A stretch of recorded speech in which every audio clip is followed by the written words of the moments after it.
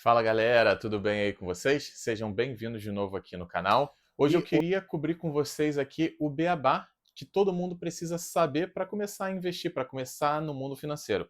A gente vai falar aqui por que investir é crucial e o que diabos são ações, títulos, qual é a abordagem mais sensata para a gente começar e quais as ferramentas que você pode usar para colocar tudo isso em prática. Antes da gente mergulhar aqui a fundo nisso aí, eu queria saber de você, qual é a maior dúvida ou seu maior medo quando o assunto é começar a investir? Deixa aqui nos comentários, porque eu quero entender exatamente onde que estão essas suas travas aí, para eu poder te ajudar melhor. Isso que a sua participação aqui é fundamental. Vamos lá, se você acredita que entender de investimentos é o primeiro passo para um futuro mais tranquilo, já manda aquele like aqui que vai ajudar muito aqui no canal, se inscreve, porque isso vai me motivar e vai continuar me ajudando muito a produzir mais conteúdo aqui pro YouTube, beleza? E eu queria começar com a premissa mais básica e a mais poderosa de todas também. Investir é importante porque a inflação é real. E a inflação ela é um ladrão meio que silencioso aí. Ano após ano, ela rouba um pedacinho do seu poder de compra, um pedacinho do seu dinheiro. Aqueles R$ 100 que você tinha lá atrás, no futuro, eles não vão comprar as mesmas coisas que eles compram hoje. As coisas elas ficam mais caras e isso é um fato comum na economia. Se você ainda não sabe, a meta dos bancos centrais, sejam eles do Brasil, dos Estados Unidos, do Canadá, eles têm como meta manter a inflação mais baixa e mais estável possível. A premissa é que um pouco de inflação é saudável para a economia. E o que isso significa para você? Isso significa que o dinheiro guardado aí debaixo do seu colchão, ou até mesmo na sua conta corrente, ou quem sabe até na sua conta poupança, está perdendo valor a cada dia. É como você ter um sorvete na mão num dia de sol. Se você não fizer nada, ele vai acabar derretendo e sumindo. Lembra de algo aí que você comprou há 5 anos atrás por 50 ou R$ 100? Quanto que isso aí está valendo hoje? Aposto que não é a mesma coisa que você pagou lá atrás. Então, qual que é a solução para isso? A premissa aqui ela é bem simples. Não guarda o dinheiro que você planeja usar debaixo do colchão. Em vez disso, você precisa colocar esse dinheiro para trabalhar por você. E é aí que entram os investimentos. Investir o seu dinheiro vai aí, no mínimo, meio que anular os efeitos da inflação. Os investimentos mais seguros aí, como o Tesouro Selic ou com uma conta de rendimentos com 100% do CDI, os famosos cofrinhos aí do Banco Inter, da Nubank, até do Itaú, de outros bancões grandes aí, eles geralmente são suficientes para manter o ritmo da inflação, até algumas vezes passarem um pouco da inflação, te darem um pouquinho de retorno real. Mas a premissa aqui é que quem quer ir além, quem busca a independência financeira realmente, a gente precisa investir em ativos de risco, a gente precisa explorar algumas opções mais rentáveis. Pensa aí na sua vida como uma jornada para transformar o seu capital humano, sua capacidade de trabalhar e ganhar dinheiro, em capital financeiro, ou seja, posse de ativos, de gerar renda. Você trabalha, você economiza uma parte do que você ganha e você também investe. Com o tempo, esses seus investimentos eles crescem a ponto de você não precisar mais trabalhar por dinheiro. Isso é independência financeira, é a liberdade de você poder escolher o que você quer fazer. Eu vou te dar um exemplo aqui bem simples disso. Se você hoje tem 30 anos e você economiza 10% da sua renda e consegue um retorno de 7% ao ano aí nos seus investimentos, 7% real nos seus investimentos, você poderia se aposentar aos seus 65 anos aí e ter 60% da sua renda pré-impostos substituídas pelos seus investimentos até os seus 95 anos. Agora, se ao invés de 7% você consegue apenas 2% de retorno, você ia precisar economizar mais de 50% da sua renda para ter o mesmo resultado. Bem mais difícil, não é? A diferença de economizar 10% e 50% é gigantesca no seu estilo de vida hoje. Você concorda comigo? E é por isso que quando você assume riscos calculados, você deixa o mercado financeiro fazendo o trabalho pesado por você. Ao invés de você ficar trabalhando, se matando pelo dinheiro, você vai estar fazendo o mercado financeiro, está trabalhando, está fazendo esse trabalho pesado para você. É como você utilizar aí uma alavanca para levantar o peso que você não ia conseguir levantar sozinho. Essa que é a grande magia dos investimentos. É você usar o poder do tempo e dos juros compostos para estar construindo o seu futuro. Tá, beleza. Até aqui eu espero que você tenha entendido já qual é a importância dos investimentos e o que eles podem fazer para a sua independência financeira.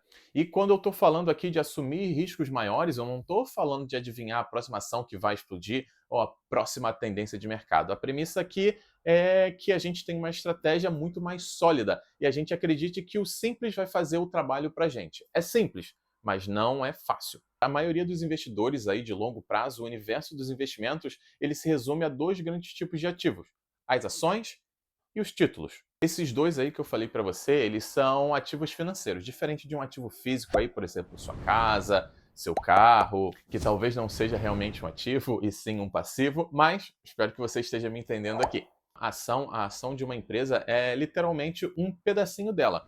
Quando você compra uma ação, por exemplo, da Apple, da Coca-Cola, da WEG, da Petrobras ou de qualquer outra empresa, do Itaú, você está se tornando um sócio minoritário daquela empresa. E o valor dessa ação hoje é baseado nos lucros futuros que se espera daquela empresa, ou que a gente espera que aquela empresa gere no futuro. Como um comprador daquela empresa, a gente passa pelos altos e baixos daquele negócio também. Se a empresa vai bem, seus lucros vão crescer e a ação ela vai valorizar e tende a subir. Mas se a empresa vai mal, ela tende a perder dinheiro e com isso os investimentos também eles podem sofrer. Historicamente aí as ações como um todo elas têm se saído muito bem. Nos últimos 125 anos, as ações globais renderam um pouco mais de 8% ao ano antes da inflação, ou 5% acima da inflação. Mas aqui vai uma dica importante: não fica iludido ou muito focado apenas em uma ação. Isso pode ser bem perigoso e eu já vou te mostrar o porquê. O mercado de ações dos Estados Unidos, ele teve um desempenho espetacular aí nas últimas décadas. Mas a premissa é que isso não vai necessariamente continuar para sempre. O Japão foi um exemplo muito claro disso aí no passado. De 1970 a 1990, as ações japonesas, elas quase que dobraram o retorno delas anualizado com relação ao restante do mundo. Um dólar investido no Japão se transformou em 53 dólares, enquanto no resto do mundo ele virou apenas 6 dólares. O Japão, ele era uma potência dominante e parecia uma loucura investir em outro lugar, porque a gente tinha aí narrativas sobre a inovação, sobre a eficiência japonesa, de que eles eram imparáveis. Mas se você tivesse investido no Japão em janeiro de 1990, no auge aí da euforia, em agosto de 2025, seus R$ 1 teriam apenas virado R$ 1,90. Enquanto isso, o custo de vida teria subido para R$ 2,54. A gente teria perdido dinheiro, a gente teria perdido poder de compra se a gente tivesse só investido no Japão. Já um investimento aí no restante do mundo teria transformado esse R$ 1 em R$ 22,94 nesse mesmo período. Por isso que a diversificação ela é tão importante e a melhor defesa que a gente pode ter contra incertezas. A gente precisa da diversificação para que a gente tenha um portfólio, para que a gente tenha o nosso dinheiro de uma forma mais segura. Eu tenho certeza aí que você já se sentiu tentado a investir todo o seu dinheiro somente em um país, que você já se sentiu tentado a deixar todo o seu dinheiro no Brasil, porque é mais simples, é mais prático, mas essa ilustração que eu trouxe aí para você do Japão é para justamente te intrigar, para gerar um pouco de curiosidade e um pouco de desejo de você conhecer mais sobre outros mercados, sobre o mercado americano, sobre o mercado global, para que você consiga diversificar um pouco mais o seu portfólio e para você também estar aí mitigando os seus riscos, porque a gente não quer deixar todo o nosso dinheiro no Brasil, porque pode acontecer justamente o que aconteceu no Japão. A gente pode não ter tanto valor, a gente não pode ter o nosso retorno tão valorizado assim. Por isso a gente precisa estar sempre olhando para novos mercados. Fica com isso aí na cabeça.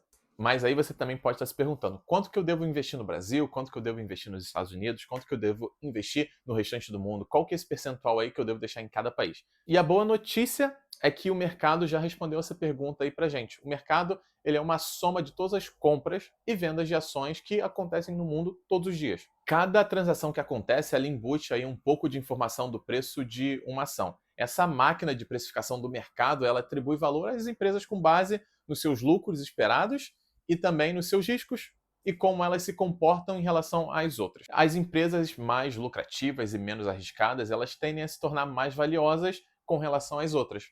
E, portanto, elas têm um valor maior, elas têm um peso maior no mercado global. E um excelente ponto de partida é que a gente siga isso na nossa carteira, é o que a gente chama aí de capitalização de mercado. Hoje, isso significa que uma grande parte da nossa carteira de ações ela estaria investida no mercado dos Estados Unidos, simplesmente porque ele é o maior do mundo. Claro que a moeda que a gente usa, elas podem ser a razão para ter um peso um pouco maior no nosso país de origem, mas a premissa é que a diversificação global ela precisa ser uma regra, e por isso a gente precisa conhecer esses mercados que eles têm maior valor mundial, ou seja, o mercado americano, o mercado europeu, talvez o chinês, se você quiser se arriscar um pouco. E assim como a gente não deve apostar em um único país, a gente também não deve apostar em uma única ação.